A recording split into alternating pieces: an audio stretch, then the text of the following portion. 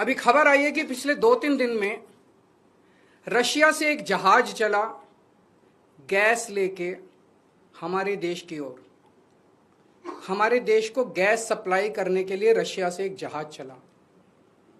भारत सरकार ने उसको रोक दिया। भारत सरकार ने रशिया से कहा कि हमें गैस नहीं चाहिए।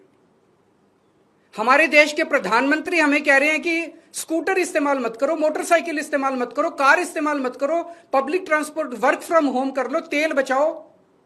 रशिया हमें कह रहे हैं कि तेल की कमी है, गैस की कमी है, फर्टिलाइजर इस्तेमाल मत करो।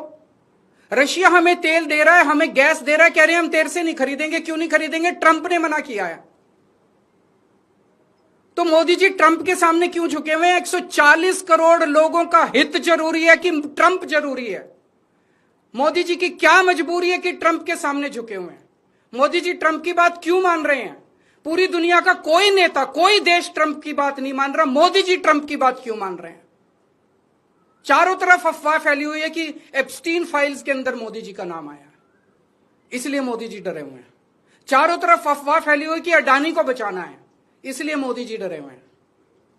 मुझे नहीं पता क्या कारण है, उनके कोई भी व्यक्तिगत कारण हो सकते हैं।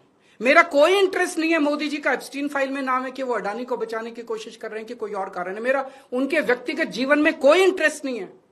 लेकिन मैं मोदी जी को कहना चाहता हूं कि 140 करोड़ लोगों के आप एक तरफ इनको कह रहे हो कि गैस मत इस्तेमाल करो, पेट्रोल मत इस्तेमाल करो, किफायत करो, और दूसरी तरफ रशिया से तेल नहीं खरीद रहे। ऐसे समय में तो डिप्लोमेसी ये कहती है कि साम दाम दंड भेद, जहां से तेल मिले, जहां से गैस मिले, ले लेनी चाहिए, और आप उसको मना कर रहे हो। मोदी जी, मैं नहीं जानता आपके क्या व्यक्तिगत कारण है, लेकिन अगर आप अपने व्यक्तिगत प्रेशर को झेलने की क्षमता नहीं रखते हैं तो इस्तीफा दे दीजिए। 140 करोड़ लोग, बहादुर लोगों का देश है ये, जिसने बड़ी बड़ी कुर्बानियां दी हैं।